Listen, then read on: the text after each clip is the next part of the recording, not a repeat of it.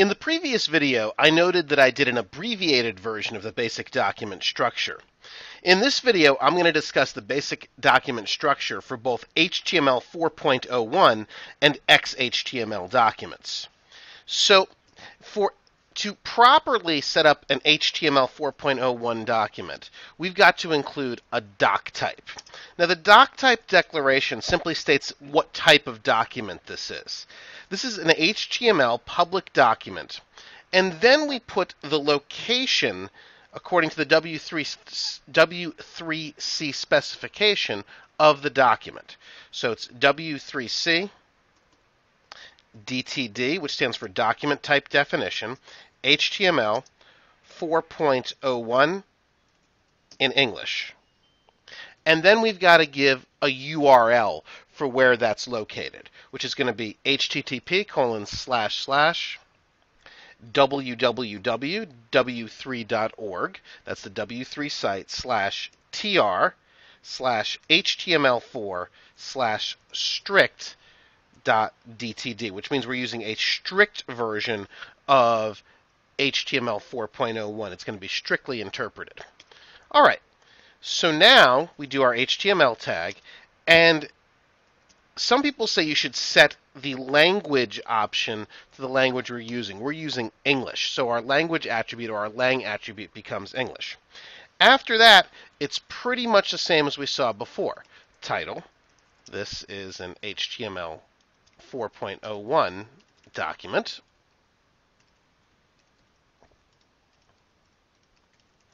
Close the head, and then we have our body.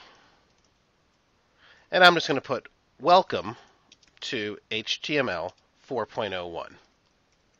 Close our heading, close our body, and finally close our HTML tag. I'm going to save that. Now in the browser, it'll do exactly what you probably expect. So welcome to HTML 4.01. So exactly what you expect there in the browser, no surprises. But what I want to do next is actually validate this document. I want to make sure my HTML is structurally correct. I highly recommend validating your documents for the version that you're using. Because if your document validates, you know your HTML is structured correctly and will be processed correctly by a browser or a browser on a mobile device or any other program that needs to process your document, such as the spiders for Google and other search engines that store your information for indexing.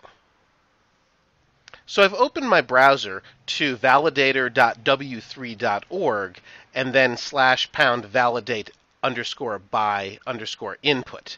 And I click the Validate by Input, Direct Input tab. What I'm going to do is I'm going to copy my HTML code into that particular tab. So let's hit Command V. Now once I've validated, there's some options I can set here.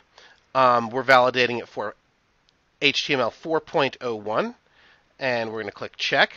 So that's going to take what I've put in there, and it's going to check it and see if it validates against the HTML 4.01 specification.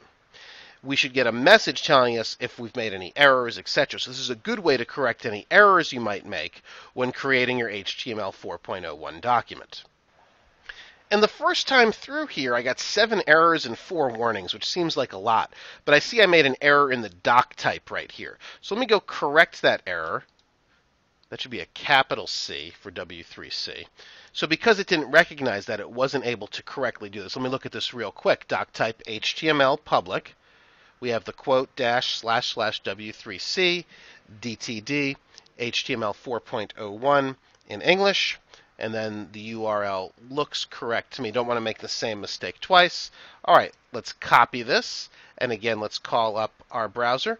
And we'll paste this in with our correction, and we will revalidate. All right, so this time the document was successfully checked as HTML 4.01 strict, meaning anything that I've put in here meets the HTML 4.01 specification. So that's good news. I know this particular set of HTML is completely correct. Now, if we're going to follow the XHTML standard, our basic document structure looks just a little bit different. we start with what's called an XML declaration. Remember that XHTML is XML compliant HTML. So this is required by all XML compliant documents. We have an XML version and then an encoding. That's basically the character set that we're using, and we're using one called UTF-8. That'll pretty much always be the same for English language documents. Let's go ahead and make sure those are both double quotes there. All right, so there's our XML declaration. We then again have our doc type, but the doc type declaration is a little bit different. HTML, public, and then the document identifier this time is //w3c / data type definition DTD XHTML 1.0. Again, we're using the strict version, so we're following all the rules in English. And the URL for that is http://www.w3.org /tr/xhtml1 /dtd /xhtml1 strict.dtd. That was a mouthful. Generally, you'll write this once and save it as a template and use that template all over and over again. All right, now the HTML declaration is a little bit different here. We're going to use HTML, and we've got to declare an XML namespace, XMLNS, and we set that to http://www.w3.org /1999/xhtml. Then we have to set the language attribute, but we set it in the XML namespace like this. XML:lang equals EN for English, and we also set it the way we did before. All right. From here on, thank goodness, your HTML is going to be exactly the same as it always was. So we have our head, and in the title we have in the head we have our title. So this is an XHTML basic document structure. So the next thing we're going to do is try and validate this document. So let's go ahead and let's copy this. And let's bring up our browser. And we'll copy in the HTML code, or this time the XHTML code.